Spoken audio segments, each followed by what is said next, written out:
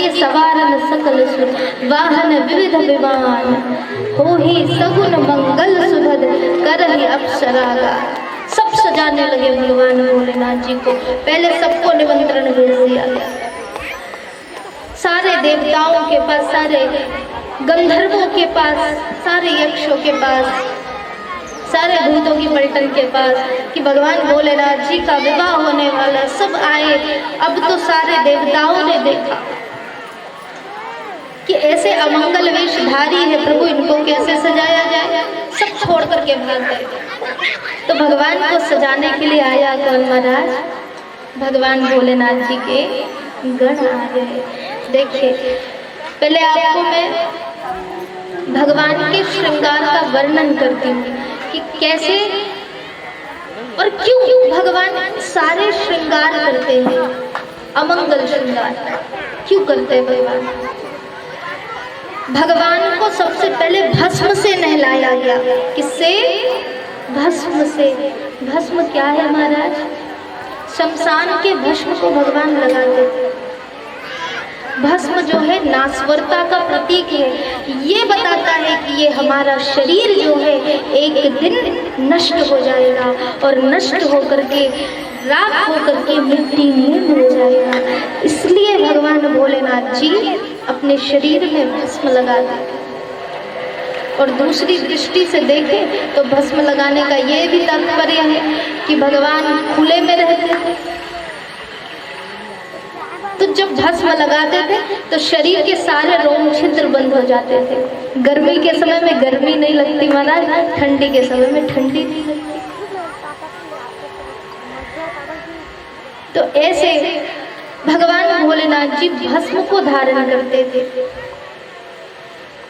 दूसरा, भगवान भोलेनाथ जी के मस्तक पर त्रिपुंड लगाया गया। त्रिपुंड लगाने का एक विशेष महत्व है। देखिए, त्रिपुंड कभी भी आप लगाए तो 3 उंगलियों का इस्तेमाल किया जाता है त्रिपुंड लगाने में। मध्यमा उंगली जो बीच की उंगली है वो, दूसरी अनामिका और तीसरी है अंगूठे की उंगली। इन तीनों उंगलियों से ही त्रिपुंड लगाया जाता है।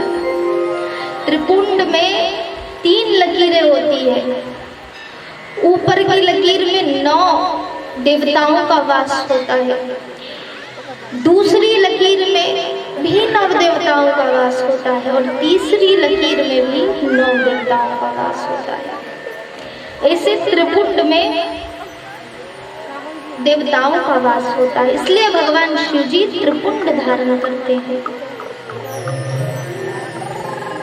भगवान भोलेनाथ जी ने अपने जटाओं में मैया गंगा को समाया। ये सारे श्रृंगार है भगवान के। जटा में गंगा क्यों? जब महाराज मैया गंगा को भागीरथी जी ने अपने तप अपने बल से पृथ्वी पर लाया तो उस समय माता गंगा ने भागीरथी से कहा कि पुत्र, मैं तुम्हारे साथ तो आऊंगी, लेकिन मेरे जल का वेग जो है वो इतना अत्यधिक है कि इस वेग से पूरी सृष्टि जलमग्न हो जाएगी, पूरी सृष्टि नष्ट हो सकती है। इसलिए कोई तुम उपाय करो। तब भगवान शिव जी मैया गंगा को अपने जटाओं में ले लेते हैं और जटा में बांध करके माँ गंगा को एक वेग देते हैं कि वो पृथ्वी पर जा सके। भगवान भोलेनाथ जी चंद्रमा धारण करते हैं। क्या? चंद्रदेव को। क्यों महाराज?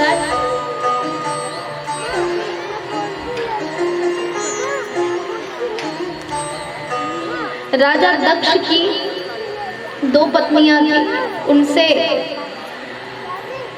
बहुत सारी कन्याओं का जन्म हुआ, लगभग 86। उनमें से 27 कन्या का विवाह राजा दक्ष जी ने चंद्रदेव जी के साथ किया।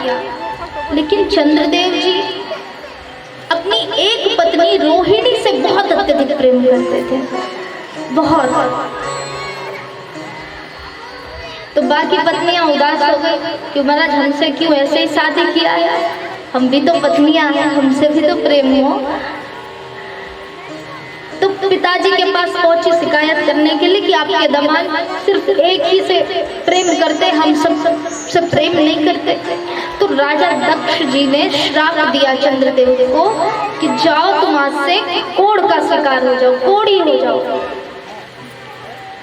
कोढ़ का शिकार हुआ भगवान चंद्रदेव जी ने भगवान भोलेनाथ जी की तप किया। भगवान प्रसन्न हुए, प्रसन्न होकर के चंद्रदेव को अपने मस्तक पर धारण किया। कहा तुम्हारे कुछ श्राप को तो मैं ले सकता हूँ, लेकिन पूर्ण रूपेण तुम्हारे श्राप को मैं तुम्हें श्राप से मुक्त नहीं कर सकता। इसलिए आपने देखा होगा कि चंद्रमा जो है वो घटता और बढ़ता है, कुछ दिन छोटा होता है, फिर बड़ा होते जाता है, फिर बड़ा होते जाता है, फिर बड़ा, फिर पूरी अपनी अंगार में आता है और फिर से घटना प्रारंभ हो जाता है। यही कारण है चंद्रदेव को भगवान श्री आदि गणेश जी ने भी श्राप दिया था। इस कारण से चंद्रमा में दाग है और उसके घटने और बढ़ने की प्रवृत्ति है। भगवान शिव जी रुद्राक्ष की माला धारण करते। क्यों महाराज? रुद्राक्ष की माला इसलिए धारण करते हैं, प्रभु एक बार तप में थे, तप कर ही रहे थे कि प्रभु के नेत्रों से अश्रु की कुछ बूंदे पृथ्वी पर आ गिरी और उसी अश्रु की बूंद से, आंसुओं की बूंद से रुद्राक्ष के वृक्ष प्रकट हुए और इस कारण भगवान रुद्राक्ष को धारण करते हैं।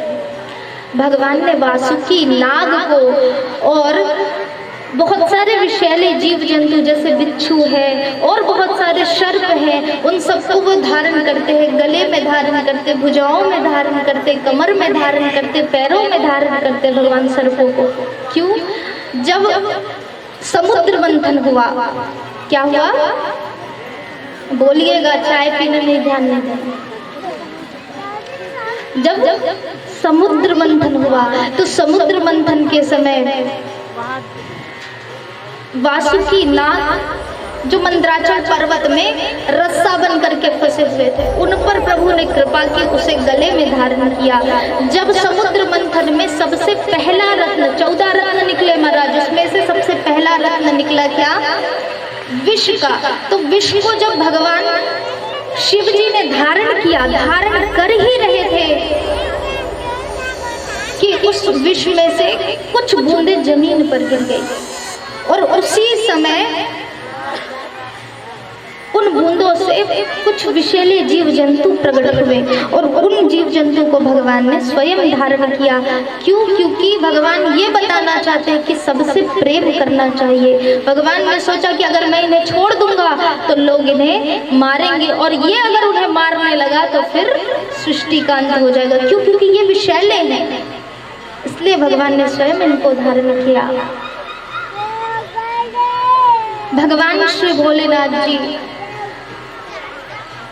के हाथों में त्रिशूल और डमरू होता है। त्रिशूल क्या है?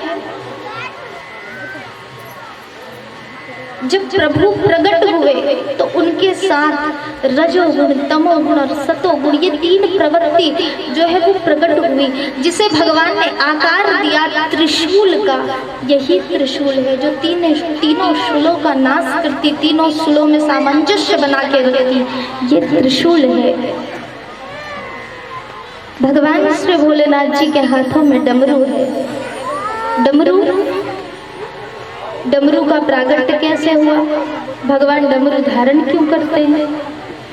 जब माता सरस्वती जी, उनका जब प्रागट्य हुआ था तब माता सरस्वती जी वीणा बजाते हुए प्रागट्य हुई।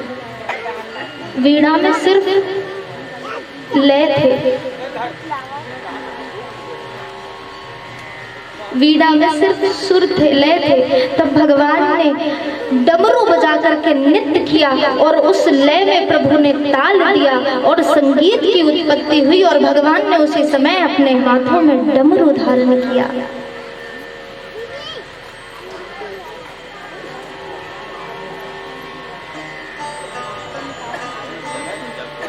भगवान मृगछाला पहनते हैं।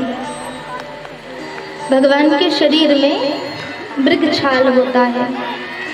शेर का चमड़ी भगवान पहनते ना, शेर का खाल। क्यों? एक बार भगवान को आप जानते ही है, भगवान भोलेनाथ जी अवधूत है, वैरागी है। भगवान वैराग्य के प्रतिमूर्ति है, किसी से कोई मतलब नहीं, अपने धुन में रहने वाले भगवान। एक बार भगवान शरीर में कुछ भी धारण नहीं किया था और वन में भ्रमण करते करते जा रहे थे, जंगल में भ्रमण करते जा रहे थे, तो कुछ ऋषि पत्नियों ने देखा तो भगवान को देख करके आकर्षित हो गई। ऋषियों ने सोचा कि ये कैसा अभद्रता है, कैसा व्यवहार है, तो ऋषियों ने भगवान को नष्ट करने के लिए, भगवान को मारने के लिए एक गड्ढा खोदा और गड्ढा खोद करके उनके पीछे शेर छोड़ दिया। भगवान गड्ढे में गिरे। गड्ढे में गिरने के बाद देखा कि पीछे शेर दौड़ रहा है, शेर को मारा और शेर को मार करके भगवान ने देखा कि इन्होंने ऐसा क्यों किया। भगवान जाने कि इनको मेरे शरीर से परेशानी थी, इसलिए भगवान ने उस शेर के छाल को, शेर के खाल को भगवान ने अपने शरीर में धारण किया। भगवान के हर श्रृंगार के पीछे कुछ न कुछ कारण है और कुछ न कुछ उद्देश्य है। भगवान अपने पैरों में कड़ा धारण करते हैं। कड़ा शांति का प्रतीक है, एकाग्रता लाता है। भगवान के पैरों में चंदन खड़ाऊ शोभायमान है। तो ऐसे प्रभु का श्रृंगार